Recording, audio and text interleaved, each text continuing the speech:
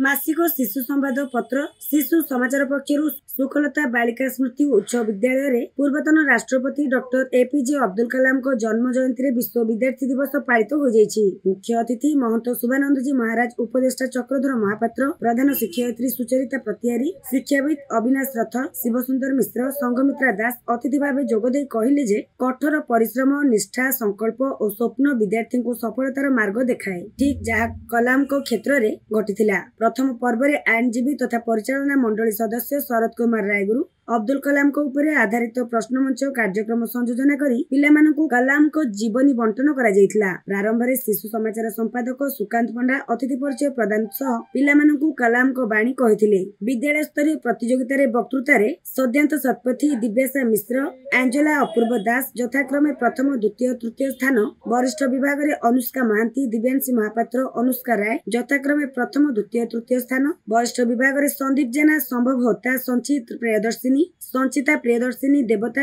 यथाक्रमे प्रथम, द्वितीय, तृतीय स्थान अधिकार करी पुरस्कृत होइथिले। शेषरे शिक्षयित्री रश्मिता साहू धन्यवाद देइथिले।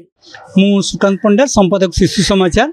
आज आम सुखलता स्मृति सरकारी उच्च विद्यालय परिसर रे आज अब्दुल कलाम को जयंती को विश्व विद्यार्थी दिवस रूप आम पालन करछु। आमे नहीं, सारा पृथ्वी आज अब्दुल कलाम को जयंती की विश्व विद्यार्थी दिवस रूपे पालन करछि।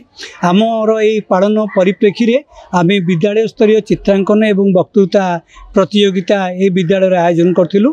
एई कार्यक्रम रे पुरी शहर विभिन्न विद्यालय छात्र छात्री जोग देथिले।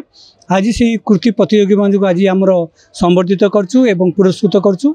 एथि सहित आमर अब्दुल कलाम संबंधी 70टी प्रश्न मंचर आयोजन करा जाय कृति प्रति सठिक जे उत्तरदाता से अब्दुल कलाम पुस्तक प्रदान करछु। ए कार्यक्रम करबार मुख्य उद्देश्य होछि से माने जानिया दरकार जे अब्दुल कलाम पिलाटी बेलू केते कष्ट रे बड़ होइचंती एवं से पृथ्वीर श्रेष्ठ हो पारिचंती। सेति पई पिलामानक मन स्वप्न भरी देवा दरकार जे पिलामाने तुमे कष्ट कर, निष्ठार सहित परिश्रम कर, निश्चय सफलता पाइबो। आ अर्थ केबे आगो को बढ़िया बाधक नुहे।